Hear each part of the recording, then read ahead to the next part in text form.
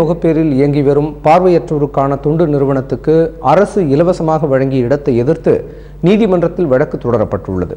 வாடகை கட்டடத்தில் இயங்கும் தங்களுக்கு அரசு வழங்கியுள்ள இடத்தில் கட்டடம் கட்டுவதற்கு அனுமதி கிடைக்கும் என்றும் நம்புவதாக பார்வையற்ற மாணவர்கள் தெரிவித்தனர்.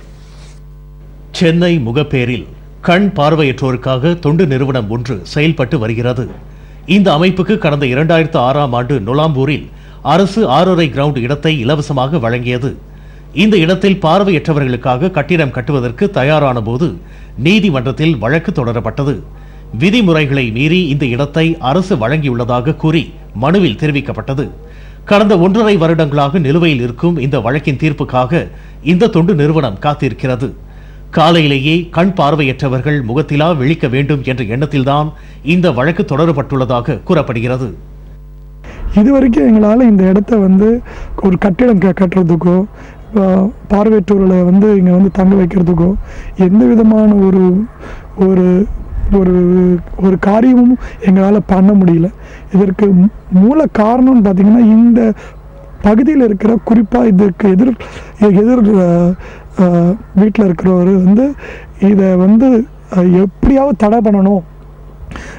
அவர் ஹைகோர்ட்டில் லோக்கல் கோர்ட்டில் எல்லாம் அரசுக்கு எதிராக வழக்குகளை பதிவு செய்து இந்த பார்வையற்றோருக்கு கொடுத்த இடத்த தவறுன்னு சொல்லி எங்களை இந்த இடத்த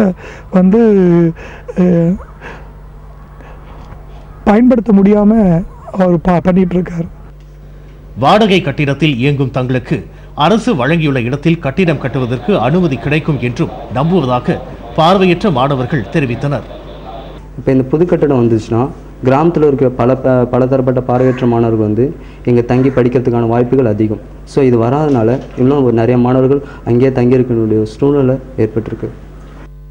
அரசு வழங்கிய உடனேயே கட்டிடம் கட்டினால் செலவு குறைந்திருக்கும் என்றும் தற்போது கட்டிடம் கட்டுவதற்கான செலவு அதிகரித்துள்ளதாகவும் இந்த தொண்டு நிறுவனத்தின் நிர்வாகி தெரிவித்தார்.